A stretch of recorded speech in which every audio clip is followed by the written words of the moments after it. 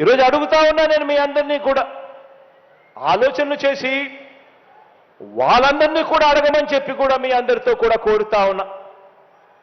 అధికారం కోసం ప్రజలకు అబద్ధాలు చెబుతూ మోసాలు చేస్తూ వెన్నుపోట్లు పొడిచే వీరి రాజకీయం ఎలా ఉందో 4 మాటల్లో మీ అందరికీ కూడా చెబుతాను.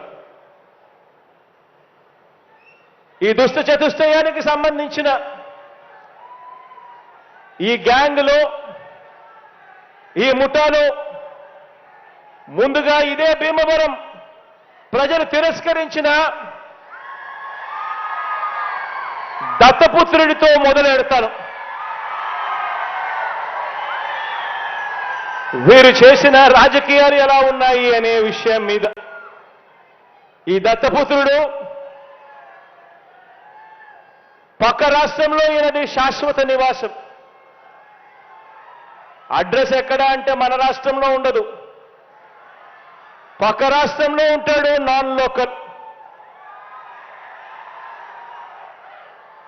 ఇంకా ఆశ్చర్యకరమైన విషయం ఏమిటో తెలుసా? పక్క రాష్ట్రంలో శాశ్వత నివాసం ఉంటూ పక్కవాడు సీఎం కావాలని ఏకంగా పార్టీ పెట్టిన వాడు బహుశా దేశ చరిత్రలో ఎవడో ఉండడు, ఈయన తప్ప.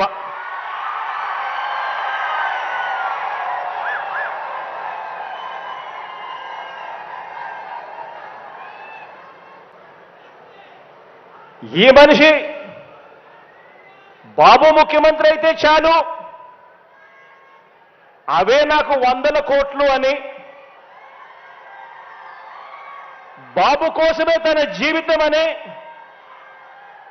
అందుకు అంగీకరించని వారిని తన పార్టీలో కూడా ఉండకూడదు అని, ఈ విషయంలో వేరే అభిప్రాయం కూడా ఉండదు అని, తన పార్టీ నుంచి వాళ్ళు వెళ్ళిపోవచ్చు కావాలంటే అని చెప్పి కూడా తన సభల్లో ఉపన్యాసాలు ఇచ్చేవాడిని బహుశా ఎవరిని మనం చూసుంటాం, ఒక్క ఈయన తప్ప. ఈ దత్తపుత్రుడికి ఆ బాబు పొత్తులో ఎన్ని సీట్లు ఇచ్చినా ఓకే, ఏ సీటు ఇవ్వకపోయినా ఓకే.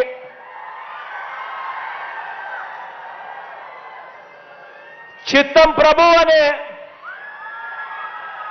త్యాగాల త్యాగరాజుని మాత్రం ఇప్పుడే ఈ దత్తపుత్రుడిలో మాత్రమే చూస్తాం. ఎవరైనా ప్రజల కోసం త్యాగాలు చేసేవాడిని చూశాం కానీ ఏకంగా ప్యాకేజీల కోసం త్యాగం చేసేవాడిని మాత్రం బహుశా ఎప్పుడు చూసుండం.